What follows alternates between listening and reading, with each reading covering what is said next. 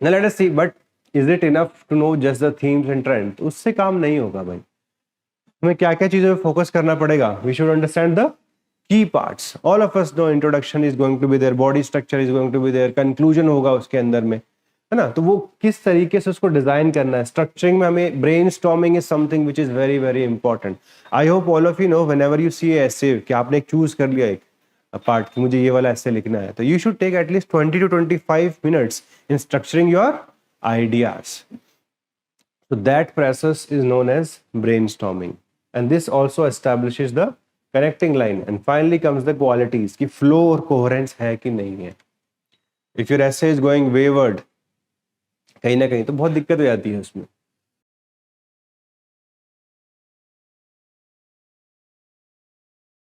It should capture the essence of the essay topic. If essence is not being captured by the essay, तो बड़ी दिक्कत आ रही है उसमें. ठीक है, तो एसेंस को हमें जरूर कैप्चर करना है किसी भी हालत में. Second, it should be innovative and eye catching. देखो हर किसी का बोलने का एक तरीका है, लिखने का एक तरीका है. कुछ लोग इतने अच्छे स्पीकर होते हैं, from the first line that they speak everybody becomes involve with them. तो कुछ लोग ऐसे होते हैं कि बोलते बोलते मन करता है इनको चुप कराओ यार, है ना, कि कब तक बोल लेंगे. That is the difference. It should be innovative, it should be eye catching. Understand the importance of primacy effect. Primacy effect is nothing but, I hope all of you know, first impression is the last impression. That's how it is. That is what primacy effect is.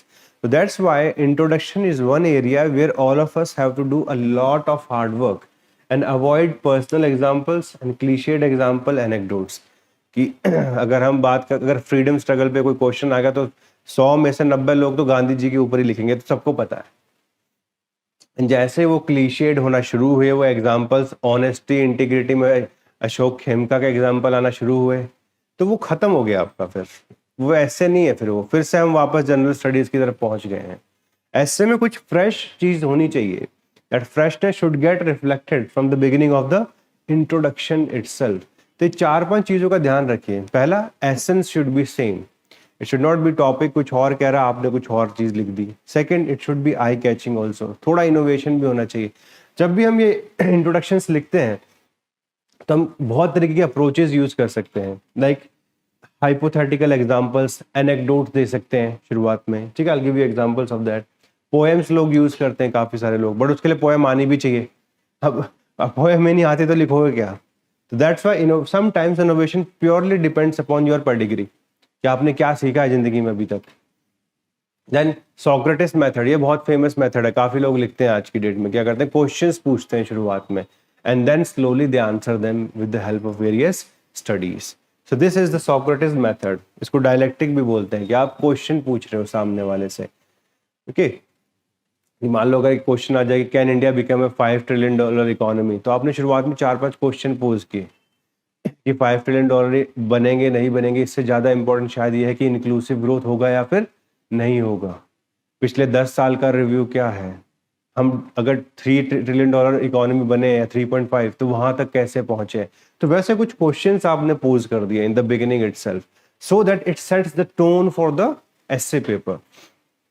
तो in introduction you have to make sure कि कुछ लोग quotes use करते हैं, directly quotes लिखा और फिर quotes को एक्सप्लेन करना स्टार्ट कर दिया. So introduction is something which is going to be probably one of the most important part of the essay writing. और इसको आप प्लीज ध्यान रखना. जब भी इंट्रोडक्शन अच्छा नहीं लिखा जाएगा, कम से कम 10 से 15 नंबर तो वहीं पे खत्म हो जाते हैं. और सारे लोगों को यही चीज समझ नहीं आती कि भाई हम करें क्या इसमें. तो इसके लिए थोड़ी सी स्पेसिफिक स्टडीज करनी पड़ेगी. Like see, now is the part कि आप इसको थोड़ा सा रीड करिए from the board. A ship is safe in the harbor, but that is not what ship is for. Like I have given you, everybody knows about Gandhi ji, क्या हुआ है क्या नहीं हुआ है, लेकिन उसको एक्सप्रेस करना भी तो आना चाहिए. This is what exact expression is. Like you read in 1893, Mahatma Gandhi was traveling in a first class compartment on a train in South Africa. During the journey, a white man objected to his presence in the and insisted that a person like him is supposed to ride in the third class. He refused neither result. He was thrown off the train. Insulted at this discrimination, He could have chosen to ignore this incident and would have lived a well settled life. I hope majority of the people would have done the same. Majority तो comfort में रहते हैं ना भाई, कितने लोग revolutionary हैं life में. But he chose to fight against the systematic discrimination faced by Indians in South Africa. This exemplifies the saying that a ship in harbor is safe, but this is not what ship is for. Somehow we are able to find the essence of the topic in our story. This is the meaning whenever we say ना कि we should go for essence. जो हम essence की बात कर रहे थे, तो essence तभी आएगा जब हम इस चीज को effectively डील करना सीख लें. Innovation comes from our examples. कि कैसे examples हम use कर पा रहे हैं उसमें, ठीक है. And primacy effect, naturally Gandhi ji is one of the most important personality, so that's why हर कोई इसको use करता है. Second, not all who wander are lost. This is the topic in front of you. So Jeff Bezos was a successful hedge fund manager in the 90s, which used to be dream job for Americans, but in 1980, but still he opted for passion over stability in life. He started wandering in pursuit of his passion for selling books. So this is what Amazon was. Amazon was purely about selling books initially. As he embarked on a journey driven by a desire to minimize future regrets instead of minimizing risks. His journey with Amazon was no less than a roller coaster ride, but he kept on wandering. It took him more than 10 years to make it an unrivaled giant of e-commerce. The success story of Jeff Bezos is not just about the making of a billionaire, but it highlights the importance of wanting to live a satisfied and regret-free life. Now, can you see the introduction? Now, this is not the introduction which majority of the people will be able to write. Gandhi ji, yes. Because वो एक clichéd level पे आ चुका है और हर किसी को वो पता है. This story very few people will know. So we should be aware about such anecdotes. We should be aware about these stories, because जब ये पता होगा तभी तो लिख पाओगे. नहीं तो नॉट ऑल हु वॉन्डर, कौन वॉन्डर कर रहा नहीं कर रहा किसी को नहीं पता. हमें कोई मतलब नहीं है इससे. हमें एग्जाम में मार्क्स लेके आने हैं, एंड मार्क्स लाने के लिए एक अप्रोच डेवलप करनी है. That approach can be the use of the quotes, it could be use of anecdote, it could be use of the posing questions in the introduction itself, and that process requires a little bit of extra reading. तो reading करनी पड़ेगी थोड़ी सी extra, but it should be targeted in nature. Like in our classes, we'll provide you these handouts कि इसको पढ़ो, इसको internalize करो. कुछ बुक्स की समरी भी देंगे, जैसे सेपियन इतनी फेमस बुक हो गई है यूपीएससी में. सिंस 2017-18 आई थिंक एवरीबडी, कोई लिखता भी है ना अपनी हॉबी इंटरव्यू में बुक रीडिंग, तो सबसे पहली बुक क्या बोलेगा? सेपियंस. सो मोर और लेस वहां पे भी बहुत अच्छे केस स्टडीज हैं. Like suppose if somebody ask you कि what is the most important thing why human societies have survived, तो सेपियंस में इतना अच्छा इसका एग्जांपल उन्होंने दिया हुआ है कि बिकॉज वी लाइक गॉसिपिंग. ठीक है, हमारे पेट में कुछ हजम होता ही नहीं है. And this is the reason, since we are social people, it's very difficult to become unconnected. And since all of our humans are connected, it's very easy for us to fight with other species. अब ये बहुत ही different perspective है. It's not something इसमें आप फिर बोलोगे इंसान ने टेक्नोलॉजी बना लिया, ये बना लिया, वो बना लिया, बट वो उससे ना मजा नहीं आया. जब ऐसे इंटरनल पर्सपेक्टिव्स निकलते हैं तब सबसे इंपॉर्टेंट है. लाइक सपोज एक और एनालॉजी उसमें दिया हुआ है. This analogy is with respect to a human baby. See the baby of a dog and baby of humans. Humans के बिल्कुल लाचार होते हैं. All of you understand this? They can not do anything. अगर डॉग का baby होगा ना, वो इजीली अपनी मदर को ढूंढ लेगा, बट हमारे वाला क्या करेगा? लेटेगा, रोएगा, चिल्लाएगा कि मेरे पास यही सुपर पावर है. So it means we are more fragile in comparison to other species. It's not that if we are left to only brute physical power, I don't think humans can survive. We cannot. But since हमने उस चीज को भी overcome कैसे किया है, we have built societies. We have ensured कि multiple generations should live together. हमने family का system बना लिया. उससे क्या हुआ? बच्चे को जो initially time चाहिए होता है शुरुआत में, उसको मिल जाता है. And once they are big enough, they are able to learn many things. एक system of education बनाया है. Everybody is able to understand the ideas which are put forward. सबसे बड़ा चीज हमारे में और दूसरे स्पीसीज में एक ही डिफरेंस है. They start from zero and we don't. They don't start from anything, उनका हमेशा जीरो से स्टार्ट होता है। बट हम लोगों को क्या होता है, पहले से ही नॉलेज होती है, if family has wealth we have wealth also, all those things are there. So these kinds of interpretations are something which you need to learn for these topics. अभी एग्जाम्पल देखो, sometimes any question can come on globalization. अब इसको read करिए, even though it's a tragic story of Diana, all of us know about her, right? But see how globalization can be made well understood by through this story. An English princess with an Egyptian boyfriend crashes in a French tunnel. I hope all of you know, in Paris. Okay, she died driving a German car with a Dutch engine, which was driven by a Belgian who was drunk on Scottish whiskey. Followed closely by Italian paparazzi on Japanese motorcycles, briefly treated by American doctor using Brazilian medicines. Right? And the whole story is being communicated by an Indian, yes, and you are watching it on the computer that uses Taiwanese chips and a Korean monitor assembled by Bangladeshi workers in Singapore plant. This whole story of tragic death of Princess Diana beautifully captures the essence of globalization in true sense. Now, if somebody has written this in introduction of globalization, और आप लिख लो globalization, world becomes a global village, this and that, बकवास जो सबने सुना हुआ है बचपन से लेके आज तक, तो ऐसे में ना हमेशा थोड़ा एक्स्ट्रा देना पड़ता है. Where the person who is reading, because English teachers are going to read your essay paper, है ना, वो देखेगा पढ़ेगा, उसको मजा आना चाहिए कि हाँ यार कुछ नया तो मिला. These people are literature specific. ऐसा कुछ मिलेगा तो वो कहेगा यार वाह, this person deserves 160. बट अगर हम लिख रहे हैं ग्लोबलाइजेशन इज इंटरकनेक्शन, ये वो बकवास नॉर्मल डेफिनेशन जो हम जीएस में लिखते हैं, नहीं काम करेगी यहाँ पे. And I don't think people like you and me, है ना, वो ऑन द स्पॉट ऐसा बना देंगे. It's not going to happen. Climate change के ऊपर कोई केस स्टडी आ रही है तो कुछ ऐसा आना चाहिए ना कि भाई समझ में आए, फील आए क्लाइमेट चेंज की पढ़ने वाले को.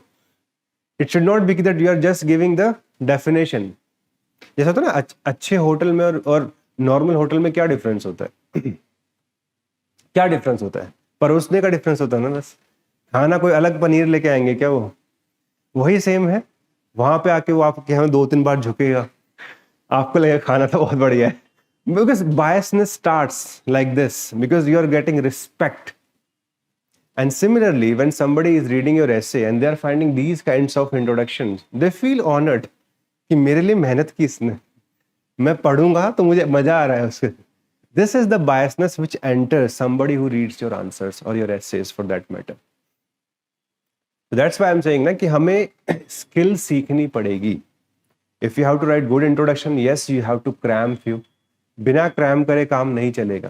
क्रैम तो करना ही पड़ेगा. When UPSC is saying exact expression, what do you think? Exact expression क्या ऐसे ही आ जाएगा? अगर मैं ये बंद करवा के अभी दोबारा भी लिखवा लूं तब भी एग्जैक्ट एक्सप्रेशन नहीं आएगा. बीच में कुछ भी लिखना शुरू कर दोगे और प्रोबेबली कुछ को तो सिर्फ विस्की याद रहेगी. So we need to learn. आप समझ पा रहे हैं ना, इंट्रोडक्शंस में जान लेके आनी है तो you have to have little bit of idea. When we read editorials in our newspaper, वो कई बार बहुत अच्छे अच्छे इंट्रोडक्शन आते हैं ऐसे. योजना, वेरी गुड सोर्स. सिर्फ उसका इंट्रोडक्शन पढ़ के देखना, आगे का तो कहानी सबका सेम ही है. I use to make a notebook for myself. उसको सिर्फ योजना का जो पहला पेज है वो देखा, उसको निकाला. थोड़ा पोएटिक होना चाहिए, कुछ मसाला होना चाहिए, तभी तो मूवी चलेगी. नहीं तो कौन पढ़ेगा मेरा ऐसे बैठ के. You have to be very conscious that if I am writing 1000 words, if I am writing 800 words, 800 word में भी बहुत अच्छे मार्क्स मिल जाते हैं. ऐसा नहीं कि 1200 वर्ड ही लिखने हैं आपने. But it should B so well crafted and it should look well knitted.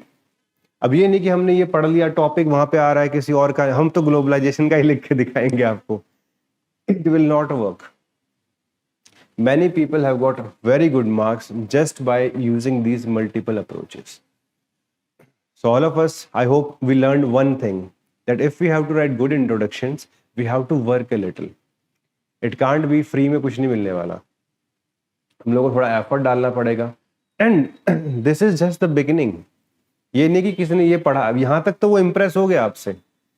उसके आगे क्या, उसके आगे भी तो लिखना है कि मतलब हाँ स्ट्रक्चरिंग क्या करोगे फिर उसमें, ये नहीं कि फिर उसके बाद गुम हो गए।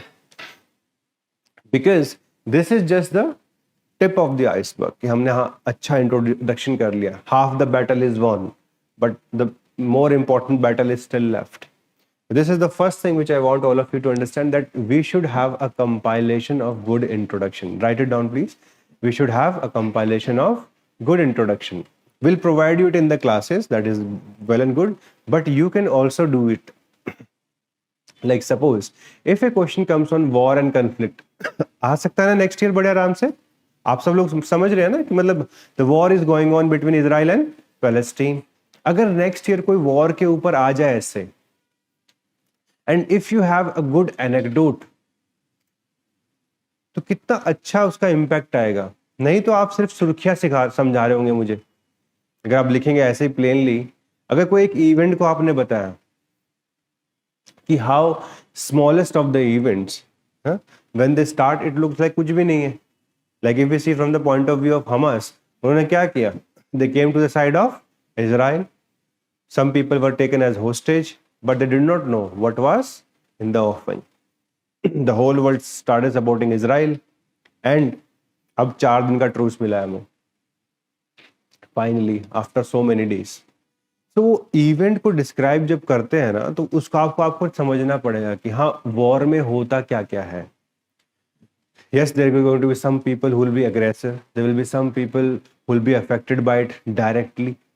उसमें कुछ फिलोसॉफिकल एंगल भी आएगा, उसमें हर तरीके की चीजें आ जाएंगी। तो आपको एक उसके ऊपर इंट्रोडक्शन बना लेना चाहिए कि जब आप न्यूज़पेपर्स पढ़ते हैं, बहुत अच्छे अच्छे कीवर्ड्स आते हैं न्यूज़पेपर में, which can be become directly part of your essay writing. तो जब भी उस टॉपिक पे आएगा, मान लो अगर क्रिटिकल थिंकिंग पे किसी ने कोई एक आर्टिकल लिखा हुआ है, तो आपको उसको पढ़ लेना चाहिए, उसमें से 5 कीवर्ड निकाल लेने चाहिए कि whenever somebody is going to ask an essay, I am going to use them directly. So this is something which all of you need to do very consciously. It may not take more than half an hour, I would say for a week. एक week में half an hour भी नहीं लगेगा इसमें, सच बता रहा हूँ आप लोगों को। But this is an exercise which can make you a very good person who's writing essays, getting good marks, because आपको नब्ज पकड़ लिया आपने कि इंट्रोडक्शन अगर लिखना है किसी टॉपिक पे, तो उस टॉपिक के ऊपर आपको कुछ आना चाहिए अच्छे से। And when we have these 20-25 such introduction on diverse topics, yes, you should prepare it on diverse topic. Don't go after comprehensiveness कि एक ही थीम के ऊपर मैं 50 इंट्रोडक्शन लिख के दिखाता हूँ। It doesn't work like that. हम लोगों को भी लास्ट में 2 ही ऐसे लिखने हैं, और हम अगर अच्छा रहा तो अच्छा थीम पकड़ लेंगे। Like when I was asking you about this, the role of patriarchy, impact on boys and impact on girls, or men or women, अगर इसकी हमको एक अच्छी एनेक्डोट पकड़ ले, योजना में तो आता ही रहता है बार बार, सोशल चेंज के ऊपर बार बार एक केस स्टडी एनेक्डोट आता ही रहता है, तो वो हम अगर उसमें लिख देंगे ना, तो it will look very original. Many toppers, rank 1, rank 5, जितने भी मैंने अपने टाइम में भी देखे, वो यही सब काम करते थे। They used to just make introductions, उसकी एक कंपाइलेशन करके रख लेते थे। अभी थोड़ा चैलेंज बढ़ गया है, because at that point of time topics used to be relatively straightforward. This is not how it is, but इसलिए हम लोगों के लिए सबसे बड़ा प्रॉब्लम अभी क्या हुआ है कि हमें ये बेसिक्स भी सीखने पड़ेंगे। We can't just live without them.